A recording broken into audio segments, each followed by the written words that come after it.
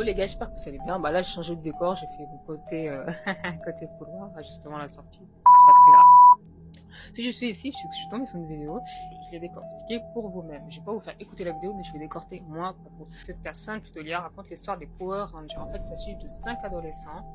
On a 2 Renois, un mec, une meuf, 3 Babtou. Donc c'était une brune, un brun et un roux. Donc cette histoire se passe en Californie en 1974.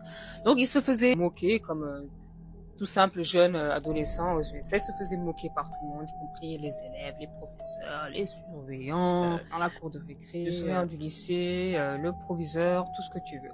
Sauf un.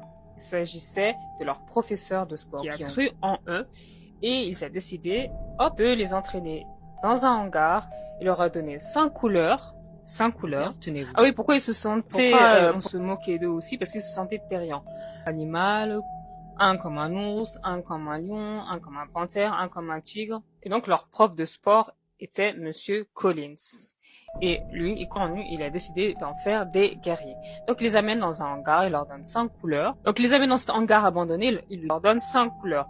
Donc le bleu, rouge, rose, noir, jaune, un peu la couleur des Power Rangers. Ça vous dit quelque chose? À partir de ça, il leur dit, voilà, vous êtes des guerriers, vous êtes Rangers, des Power Rangers.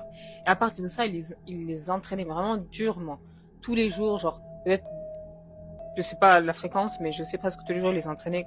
Donc, après les avoir entraînés durement, il leur dit, le mal est partout. Parmi les élèves, parmi les surveillants, parmi les professeurs, parmi les autres élèves du lycée, dans les rues. Le mal est partout. Il faut à chaque fois, donc, préparer son mental de guerrier. Il me prépare un mental de guerrier. Il faut être prêt à combattre, quelles qu'en soient les circonstances.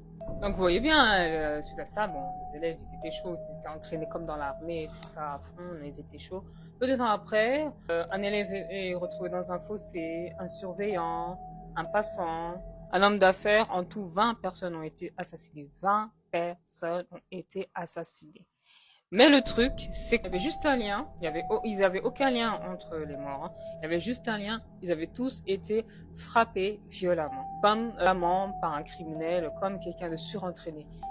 Un élève avait dit qu'il était passé devant son hangar et il avait vu 5 individus cagoulés, qui s'entraînaient durement, un peu comme à l'armée, quoi. Et il les a vus en train de fuir les lits. Comme par hasard, ils étaient en tenue cagoulée. Mais quand la police a voulu les arrêter, trop tard, il y avait personne. Personne était là, ainsi que Monsieur Collins. Ouf, à croire que lui aussi était victime des moqueries de tout le monde au lycée, en plus de ses 5 élèves.